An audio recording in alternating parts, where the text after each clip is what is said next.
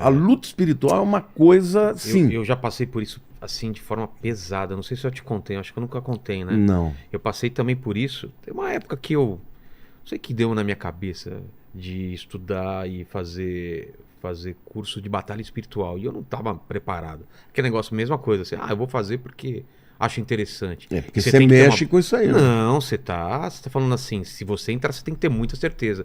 E eu passei, acho que 2 meses assim, não conseguindo dormir. Medo, sabe o que é um medo aterrorizante? Eu penso hoje, eu falo, como eu tinha medo. Eu não conseguia dormir. É que é espiritual. Não dá pra entender, Não é pastor. só Você racional. Você é adulto, na tua casa, você sabe que não tem nada e fica com medo de dormir. É um medo que não dá pra explicar. Hoje eu não consigo entender. Porque você está discernindo o mundo espiritual. É, assim, eu fechava o olho, eu via coisa, sabe, ficava passando essas coisas na minha cabeça. Eu acho que foi a pior época da minha vida, assim. Não, porque você não tem pra onde fugir, né? Não, e você fica com vergonha de falar isso pras pessoas, porque você tem medo de levantar e ir ao banheiro à noite, você tem medo de desligar a televisão, você tem medo de chegar em casa e não deixar uma luz acesa. É uma coisa até infantil, assim, eu nunca Mas tinha passado por isso. se você pensar bem o poder que existe, às vezes, olha, a gente está. A Bíblia diz, né? Os anjos do Senhor se acampam ao redor daquele que os teme e os livra.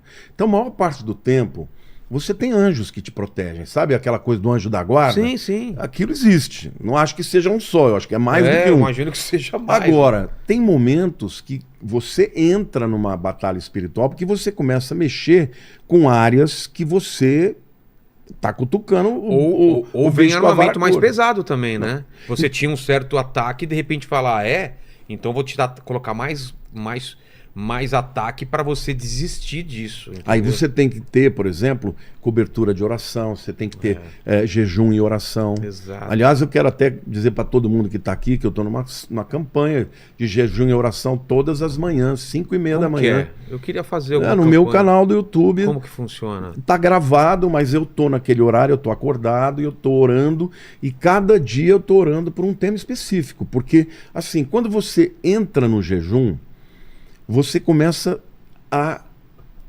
abrir a dimensão do mundo espiritual, e eu vou te dizer uma coisa, faz diferença. Faz diferença, você começa a ter, parece mesmo? que os ouvidos abrem, você começa a discernir o mundo espiritual, você começa a discernir da onde estão vindo os ataques. Então, o motivo de oração que eu estou convocando para as pessoas, para a gente estar buscando a Deus por áreas específicas. Por exemplo, se você não começou ontem, né?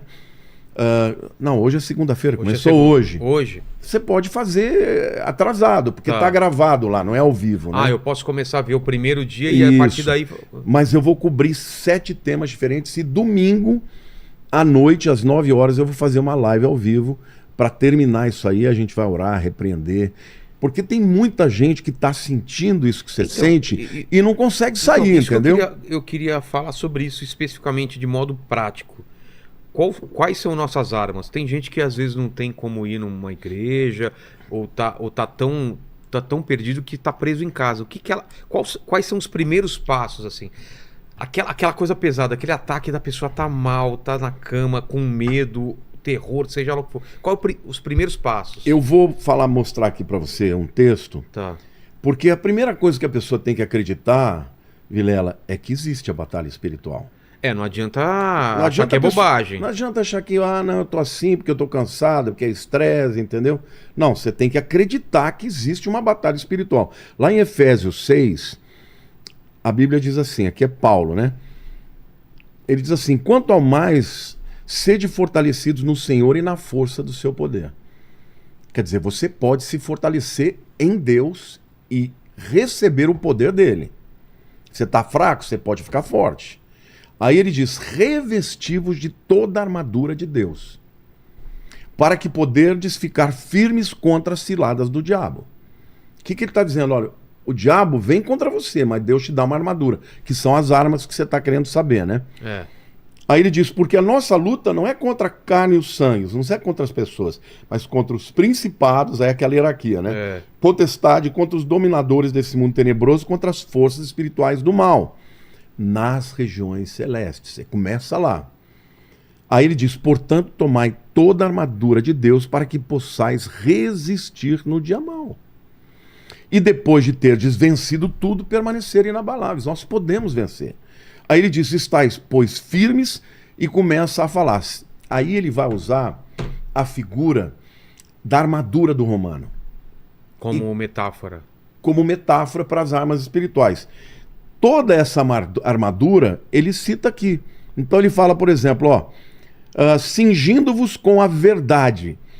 A armadura romana tinha um cinto de utilidades que amarrava toda a armadura e lá o cara botava uma espadinha, um martelinho, entendeu? Um prego. Sim. Esse cinto, ele tanto segurava a armadura como era um cinto de utilidades também, né? Aí ele fala, vestindo-vos da couraça da justiça. Era um peitoral protegia. de couro, que protegia, por exemplo, numa batalha de espada. Claro. Se passava pelo escudo, pegava ali, era uma coisa grossa, né? Aí ele fala, calçando aos pés com a preparação do evangelho da paz. Era a sandália que eles tinham própria para eles poderem subir terrenos íngremes, descer e tudo mais. Embraçando sempre o escudo da fé. Olha aqui, o escudo da fé. Por quê? Com o qual poder desapagar todos os dardos inflamados do maligno. Como é que o inimigo dos romanos atingia os romanos? Com flechas, pegando fogo. Então, como é que o cara vai lutar contra uma flecha que vem milhares de flechas? Você já viu algum filme que todos eles agacham e fica em formação de tartaruga? Caía a flecha nesse escudo, que era um escudo grande, de madeira, mas coberto por couro e encharcado de água. Esse escudo apagava a flecha que estava pegando fogo. E aqui o apóstolo Paulo está dizendo que esse escudo é a fé. Como é que você apaga um ataque do inimigo na sua mente? E pastor, crendo que Deus é bom. Mas só para deixar claro, era uma época que eu estava mais orando e mais estava mas é lógico, buscando. É lógico. Porque parece até estranho, né? É porque o inimigo falou, bom, esse cara vai virar um problema para mim, eu tenho que acabar com ele agora. Então, porque às vezes quem tá em casa fala, não, mas eu tô orando, eu tô jejuando e tal, e mesmo assim tá sendo difícil. E é difícil mesmo, né? Não, muitas vezes o inimigo prefere que você não acredite nele. Então ele te deixa na boa.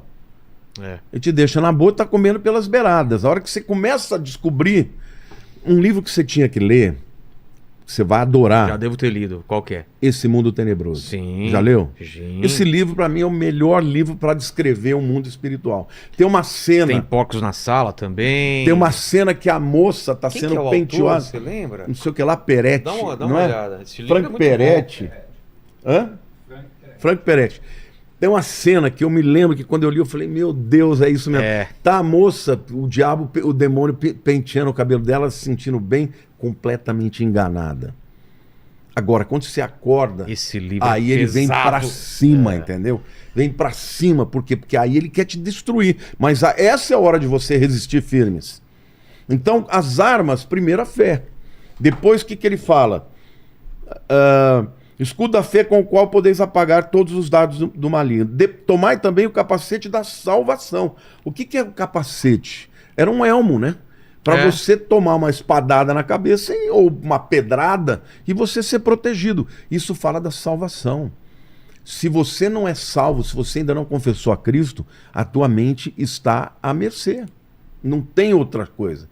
E aí ele vai falando, aí ele fala, né? E fala da espada do Espírito, que é a palavra de Deus. Uma coisa que eu queria dizer é que de todas os utensílios da armadura, só tem um utensílio que é de ataque, o resto é tudo de defesa. Que é isso. Que é a espada. É a palavra. É a palavra. Então, isso quer dizer o quê na isso prática? quer dizer que você não vai declarar o que você sente. Porque quando você está sentindo, por exemplo, quando eu tinha aqueles sentimentos, eu falava, estou perdido. Ah, tá. Eu estou perdido. O que Deus esperava que eu falasse? Satanás, eu estou em Jesus. Ele já me perdoou os pecados. Eu não sou nada, mas Ele é tudo. Eu sou fraco, mas Ele é forte. Então, leia a palavra, ore a palavra, entendeu? Declare a palavra. E essa arma é uma arma poderosa. Agora, é importante também orar, jejuar, procurar ajuda, pessoas que orem com você e por você. Porque, cara, quando você está no meio de um ataque, sozinho não dá. Eu precisei de ajuda mesmo. Precisei de pastor na época, de amigos também, porque eu me sentia que sozinho eu não ia conseguir mesmo.